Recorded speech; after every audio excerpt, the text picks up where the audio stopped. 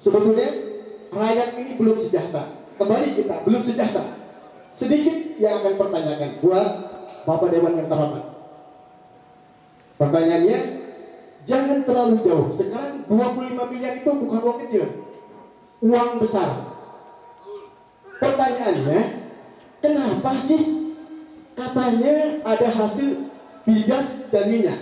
Sekarang yang pertanyaannya, kenapa harga kecil selalu untuk dibohongi? Apa dikatakan dibohonginya? Jangan terlalu jauh. Gas 3 kilo aja tidak ada pengawasan. Selalu banyak angin daripada gasnya. Sudah apa belum?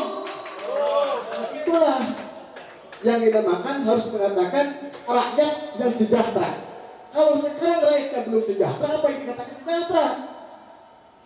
Tolong sampaikan, ini adalah unek-unek daripada masyarakat kecil, belum sampai yang dikatakan sejahtera. Masih ada, yaitu pengurangan gas 3 kilo ditambah dengan angin. Anginnya yang banyak, bukan gasnya. Masa masih berat gas 3 kilo? Cuman ada angin, kalau dipencet itu klep, pasti keluarnya bukan gas tapi angin. Disitulah kita izin kepada Bapak Dewan yang terhormat, di manalah pengawasan yang dikatakan sejahtera. Kalau memang sejahtera, tolong rakyatnya didengar. Sampaikan kepada yang berwenang atau yang bersangkutan. Ini sebagai undang-undang rakyat. Yang keduanya, mereka dalam penghargaan gas 3 kilo itu tidak sama. Selalu berbeda. Boro-boro kecil beli gas, kecil beli biasnya gitu. Mahalan gasnya daripada biasnya. Coba tolong kepada Bapak Dewan yang terhormat, awasi mereka, sampaikan amanat ini. Rakyat yang punya berkuasa, Bapak Dewan sebagai wakilnya, tolong kuasakan kepada Bapak Dewan. Silakan berkata ngebohongi rakyat. Ini gas 3 kilo yang dijual adalah angin, bukan gas. Kalau memang itu semuanya gas, rakyat itu sejahtera yang dikatakan barusan oleh Bapak Dewan yang terhormat, baru dikatakan sejahtera. Tapi yang dijualnya angin, bukan sejahtera, Pak. Perkenalkan, nama saya Rafael Pangeran Fitri Firdaus. Saya dari Lembaga Bantuan Hukum Cipta Keadilan Rakyat dan sebagai Kepala Divisi Penelitian dan Pengembangan. Menarik melihat tema diskusi publik pada hari ini berbicara tentang peran daerah penghasil migas untuk kesejahteraan rakyat.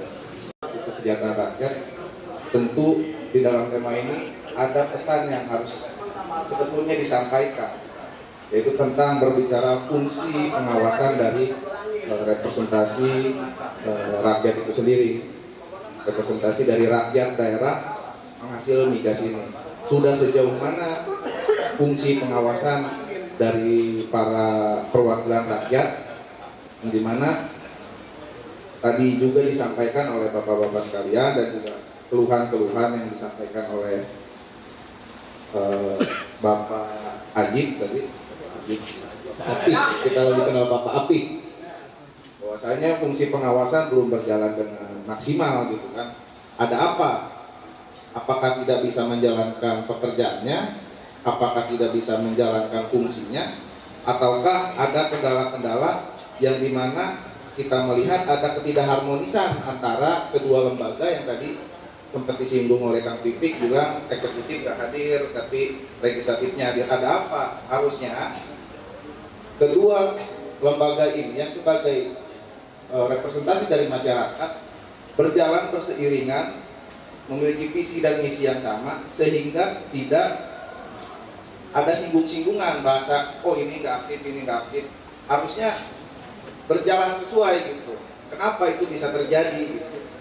Itu tolong dijawab di depan kawan-kawan. Ada perwakilan mahasiswa, ada perwakilan dari pers, ada perwakilan dari aktivis-aktivis mahasiswa yang lain dan senior-senior yang lain. Mungkin segitu saja. Terima kasih. Assalamualaikum warahmatullahi wabarakatuh. Tidak turun. Beda seperti kasus-kasus yang katanya hari ini kita sedang ke-trigger oleh daerah tersebut gitu ya, karena mereka eksekutifnya langsung yang turun Pak, ya kan. Nah kita kan cari tahu bahwasanya ini pelaku di balik ini semua siapa. Kita harus identifikasi setiap permasalahan yang terjadi di tengah kondisi masyarakat, dan saran saya baik nantinya ke depannya ada permasalahan-permasalahan apapun ya, tolong sekali-kali ya kalau berbicara demonstrasi ya, saya rasa saya sebagai mahasiswa dan kawan-kawan saya pun ya sering melakukan demonstrasi yang ujung-ujungnya hasilnya sama, tidak memenuhi tuntutan kami gitu ya.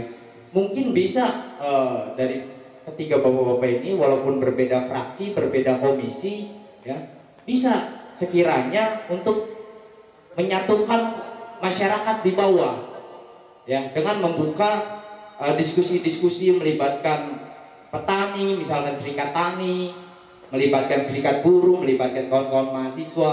Karena kan persoalan kesejahteraan ini bukan hanya saja ada di migas ya, berbicara kedaerahan Karawang. Melainkan sektor-sektor lainnya pun perlu kita evaluasi dan kita benahi bersama. Mungkin itu aja Pak, terima kasih. Ya terus menciptakan skema kontra ya, dari pengelolaan yang dilakukan oleh pemerintahan. Nah, sementara persoalannya adalah yang kita harapkan itu tangan dari baik legislatif, baik eksekutif ini sampai kepada masyarakat sehingga kita nggak telat isu gitu loh. Sementara dari tadi Bapak semua menyampaikan bahwasanya berbicara migas ini kan sudah ada bukan di tahun 2021 atau 2022 belaka gitu kan. Jauh daripada itu yang tidak kita perhatikan. Karena sulit Pak kalau mengharapkan partisipasi publik masyarakat, karena ya kita tahu sendiri lah masyarakat akhir-akhir ini disibukkan dengan kondisi-kondisi ekonomi ya. Masyarakat hari ini disibukkan dengan kenaikan harga minyak misalkan, kenaikan harga BBM misalkan. Ya salah satunya ya keluarga saya sendiri pun ya karena saya terlahir dari keluarga buruh bukan keluarga pejabat gitu kan. Ya mau nggak mau ya disibukkannya setiap harinya mencari ekonomi. Jadi tidak begitu menangkap persoalan-persoalan yang terjadi. Nah ini adalah tugas daripada bapak-bapak semua. Bagaimana isu-isu seperti ini, persoalan-persoalan kedaerahan ini sampai kepada masyarakat yang benar-benar lapisan paling bawah. Karena berbicara kesejahteraan rakyat ini Pak, baik masyarakat kelas menengah ke bawah, masyarakat kelas menengah, masyarakat kelas menengah ke atas, semuanya ini masih berbicara kesejahteraan sampai detik ini. Bahkan kita pun yang masih berbicara kesejahteraan untuk diri kita, untuk anak kita, untuk keluarga kita. Kan begitu Pak. Nah, yang mau saya tanyakan poinnya adalah apa permasalahan terbesar ya, problemnya dari tema kita berbicara migas untuk kesejahteraan rakyat bagi semua golongan. Apa problem terbesarnya ya, sehingga dari pengelolaan, pengawasannya, apakah dari pengelolaan atau pengawasannya, ataukah mungkin ya banyaknya mafia-mafia yang bermain di sana, ya kan? Sehingga kita nggak mau persoalan ini terus-menerus berlanjut gitu sampai periodisasi berikutnya gitu. Ya ini tugas kita semua. Jadi apa solusi dari persoalan ini?